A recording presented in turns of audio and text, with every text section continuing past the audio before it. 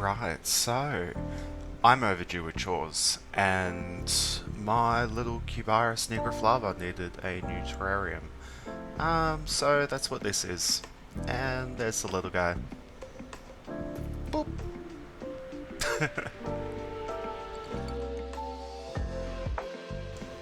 I ended up salvaging this old aquarium secondhand, something like 10 bucks. The person didn't want it anymore. Score for me. Works out to be about 21 litres. It's a decent enough size for a terrarium like we're building for these tiny little isopods. Give them plenty of space to run around.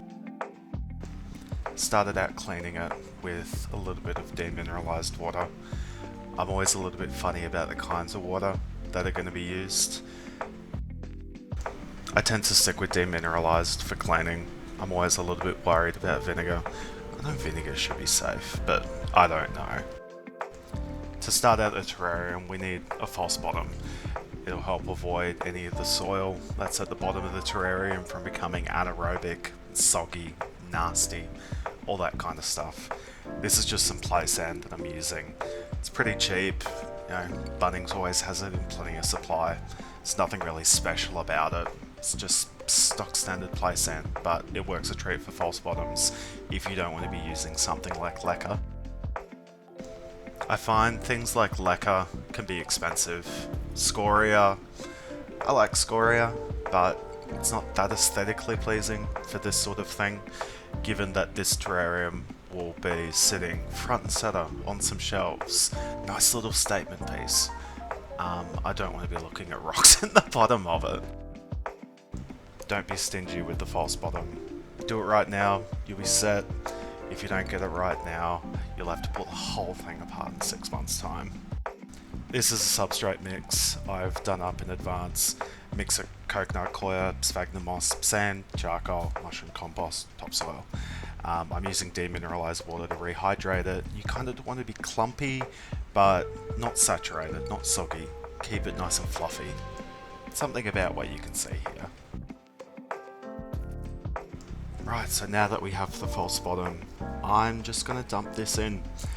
And I'm just kind of eyeballing it. I don't really have an idea on how I want to scape this yet.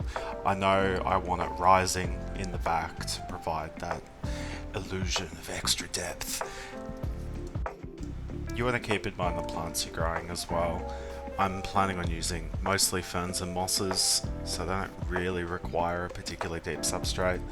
On larger terrariums, if I were using aroids, like your stock standard epipremnums, syngoniums, philodendrons, they'll want something a little bit deeper.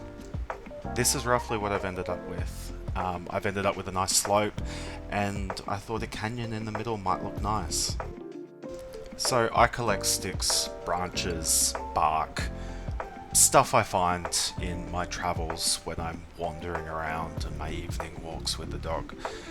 And this is some stuff I've already sterilized. It's already prepared in advance.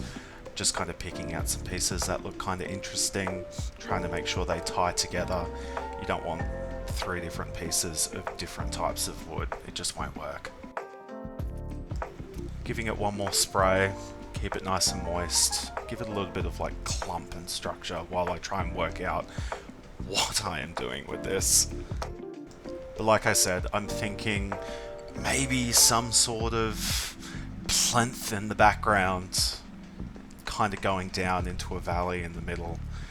Maybe kind of work it a little bit like a retaining wall. I'm not quite sure, I kind of just make it up as I go.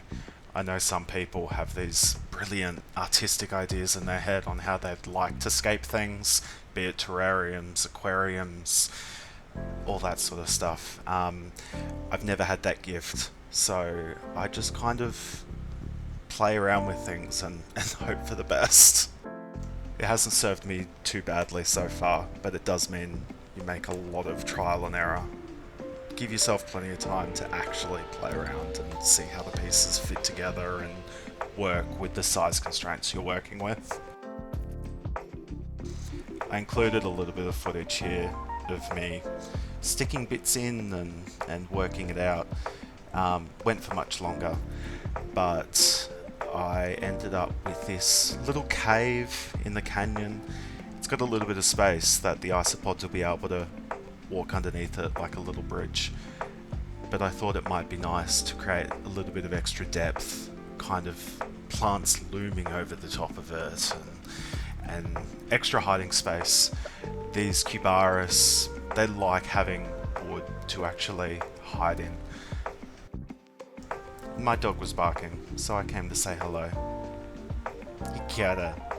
Kia ora, kia ora. So for plants, this is an Asplenium. I can't quite remember the cultivar. It's a dwarf variety, but it's something I've kind of been growing for a while, and that's a mess of cuttings that I took in anticipation of this. Also a couple of different mosses, Selaginella, that kind of thing. I like to try and think about how the scape is going to look once the plants are actually grown in, rather than trying to focus on what it looks like right now. I know what it looks like now isn't going to be what it's like in 6 months' time, and I like to let plants grow in rather than overplanting now and paying for it later. Added some Ficus thunbergii, one of my favourites, formerly Pumila crucifolia. Added some leaf litter, mostly deciduous hardwoods, oaks, maples, all sterilised in advance. I'm pretty happy with how this turned out for something that was put together in the space of an hour or so. Of course, needing to add springtails. These are Falsomia candida, one of my favourite species of cleanup crew springtails. They're small, don't really detract from the scape too much, but they do a really good job of keeping mould under control. I find adding them just by utilising the fact they're hydrophobic and float on the water surface, just to tip it in that way. These are the isopods which will be moving in, Cubaris nigroflava, one of my favourite species native to far north Queensland.